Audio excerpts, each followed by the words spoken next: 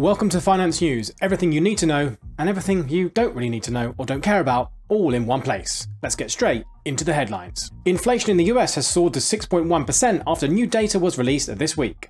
The world leader in money printing has seen prices rise driven by supply chain shortages and especially in sectors like energy, housing and food prices. A Labour Department report released on Wednesday showed prices rose by 0.9% in October, alone more than double the 0.4% jump in September, to push the annual rate of inflation to its highest level since December 1990. Just remember though, it's transitory, everything will be absolutely fine. Over in China, JD.com, not to be confused with a sportswear retailer, saw its Singles Day sales boom. The Chinese e-tailer, known for its mega Singles Day sales, a day symbolising the anti-Valentine's Day trend, hit almost $50 billion of sales in a single day, with $48.7 billion. Leading the way in sales were large appliances, sports shoes and bags. Nothing like a Singles Day to remind you that you need to do your laundry and also trim a few pounds down at the gym.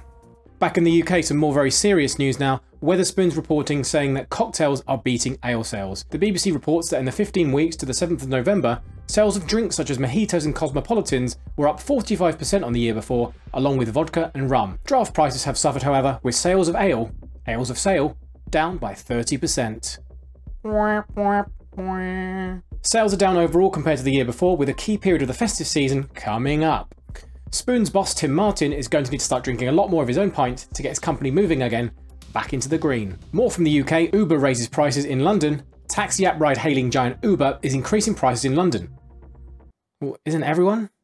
How is this even news? Uber says it's increasing prices to meet the surge in demand from customers since the lockdowns have eased, and also to encourage more drivers on the platform who have presumably been tempted elsewhere, maybe driving milk or something else around the country. Who knows? Hype stocks lose value.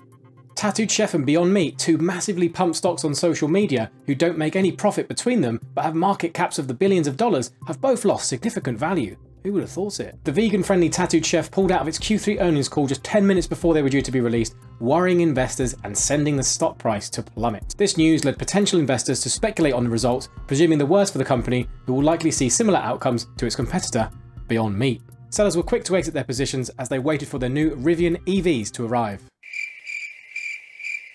Beyond Meat lost 17% of its share price this week after disappointing results in its sales growth and weak forecast, which is normally something you need to have if you want to be seen as an actual growth stock. Actual good sales fundamentals. Who would have thought it? And finally, the best news story of the week. DJ Khaled, Grammy award-winning artist and all-round baller, is looking to disrupt the food delivery business with his new partnership. The famous rapper and entrepreneur is partnering with a dark kitchen company called Reef Technology to launch a delivery-only chain selling chicken wings, fries and onion rings. The venture is going global with 165 site openings planned across the world in the UK, US, Canada and France.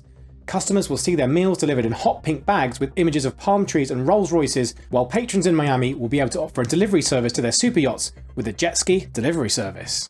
Swanky. In response to journalists' questions about the forecast of potential addressable market, DJ Khaled responded by saying, "Everything I do is big. If I was you, I would expect an IPO from this company coming in the next couple of months of at least $10 billion. Very 2021.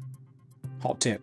Speaking of IPOs, it's now time for IPOs of the week. Ooh, IPOs of the week. I wouldn't be doing that in public. Electric car maker Rivian IPO this week and has already seen its share price rally 20% to the heady heights of over $104 billion market cap. The company, owned 20% by Amazon, saw its founder become a billionaire after the company now has a valuation larger than the likes of Ford and GM.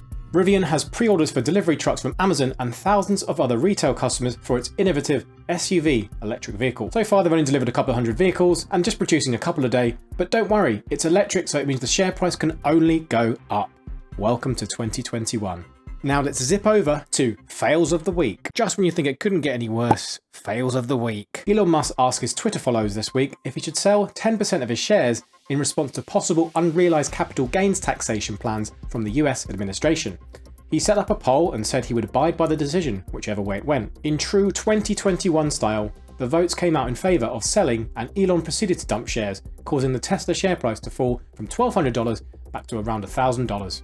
What he failed to tell people was he was already due to sell some shares which were part of an options plan. Musk had 934,000 shares that needed to be actioned anyway. In true solidarity, Elon's brother and Tesla board member, Kimmel Musk, sold over $100 million of shares a day before the Twitter poll.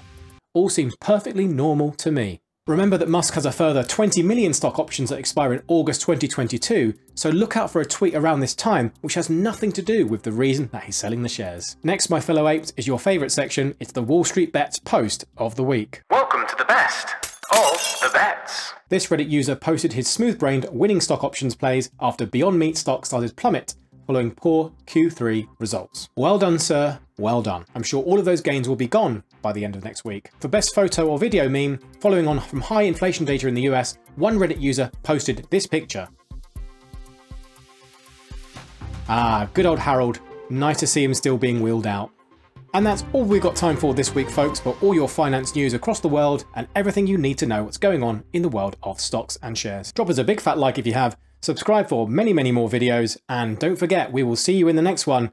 Happy investing, fellow apes.